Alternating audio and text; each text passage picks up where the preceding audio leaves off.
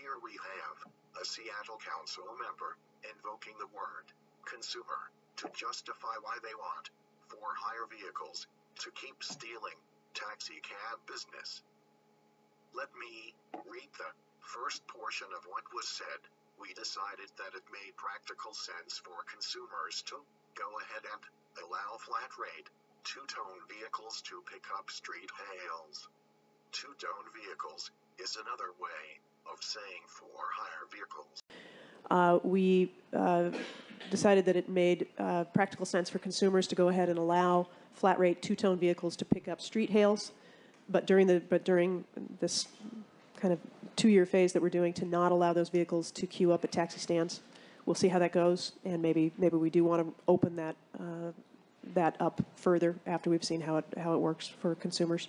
First, let's be truthful. You are allowing for-hire vehicles to pick up street hails to keep stealing taxi cab business. It is not the consumers. You are allowing anything, and if you are implying that it is the consumer's interest to have for-hire vehicles owned and keep stealing taxi cab business, we respectfully disagree with you. Also, your experts say for-hire vehicles are creating confusion for consumers, Seattle consumers. In the matter of fact, Dr. Ray Mundy, with the taxi cab demand study, says Seattle is the only city in North America that is crazy enough to have this confusing category for hire vehicles.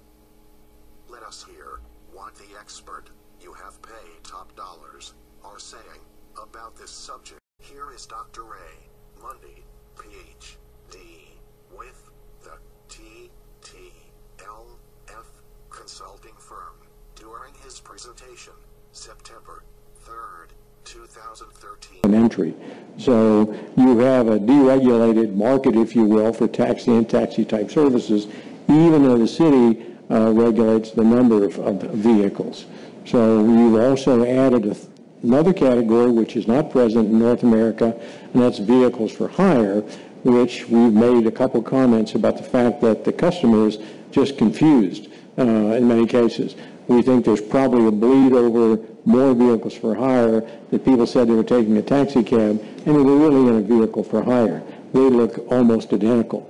And some customers just don't understand the difference between payment by meter and payment by a distance factor.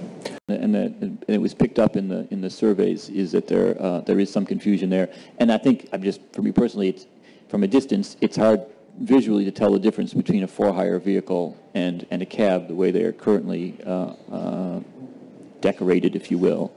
Never mind the expert who needs them. When you have this teacher for hire vehicles CEO who said he provided 101 education about the taxi cab and for hire vehicles industry to the city council members, how had it is priceless. At the beginning, Sally started with we wanted 101 taxi and for hire.